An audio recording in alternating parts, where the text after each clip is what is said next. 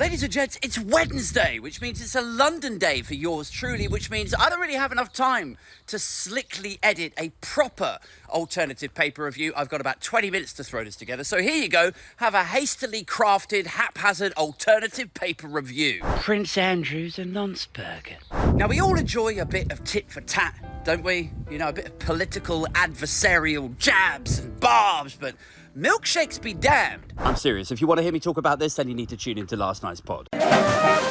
Because last night was the leaders' debate. That's where you got a Keir Starmer, you've got a Rishi Sunak, and they go head-to-head, mano a mano, and you get a very nervous-looking ITV presenter fielding them questions. And the idea is that the electorate is supposed to come away with a clearer idea of who would make the next best Prime Minister. Now, there was polls done in the immediate aftermath. And I think it was Savanti, I can't remember the name of the company.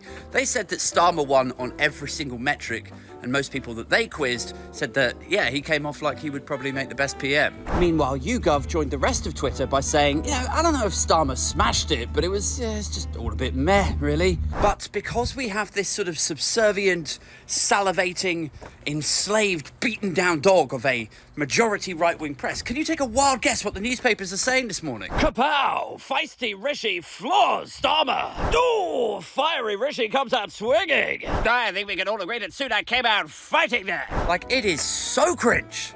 It's like, so over the... Were you even watching the same debate as everybody else? Were you?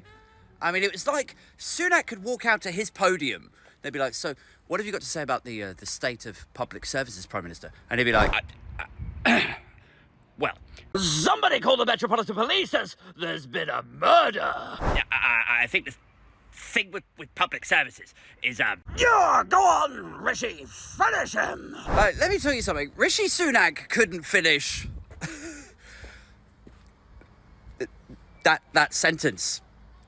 Apparently. I mean, look, I want to be fair here, right? The problem that Keir Starmer had in that debate was that Rishi Sunak kept going back to this £2,000 tax rise figure on the basis that if Labour continue to hike taxes to plug the black holes in the Treasury that the Conservatives have until now been responsible for. So they've left a black hole in all the budgets.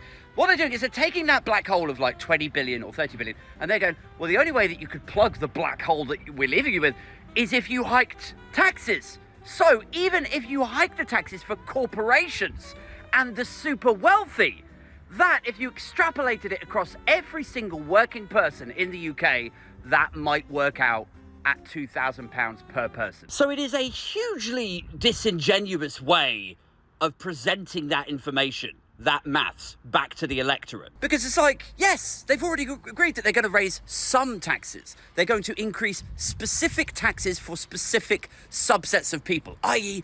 the rich and big corporations. But to then stretch that out and wrap it around every single working person, like, oh, well, that works out basically at £2,000 per person. It's like, yeah, it would, if it was being applied to those people. But nobody said that it is. It's like the heat pumps thing. All over again. Do you remember when they were saying, look, we're going to put in a requirement, the regulations with house builders for heat pumps, and landlords are going to have to put these new types of heat pumps in to meet net zero targets, and the Tories and the right-wing press were all like, oh, that works out at £5,000 per person. And again, it was like, yes, it would. If it was every single regular family that was being asked to install a heat pump, maybe it would. But it's not. It's landlords and housing developers. Well, they do the same thing with growth as well. Have you ever noticed that? When they go, oh, we're barnstorming along to like growth figures of 0.8% now. And everyone's like, how come I'm still broke? How come everything's shit still? And then they're like, oh, well, it's because secretly what we've done is we've taken the billions of pounds in profit that the energy companies and the banks have made, right? Imagine that, say 50 billion in profits. And then what we do is we extrapolate that out across every working family. That's worth about 500 grand per person. Like, no, it's not. A few people are getting rich. and you're stretching it out across families. Anyway, guys, that's it for this one. I've got to go or I'm going to miss my train. Stay tuned. I did a new podcast last night. That's up for the YouTube members and the Patreons this morning. We've got that in-person meetup happening on Saturday the 6th of July. So if you want to get involved in that, you can come down, meet me in London. That's the weekend directly after the general election. So jump on the Patreon. There's a link in the description now below. All right, peace. Hey yo, it's the alternative paper review. Coming in for you every day is the truth.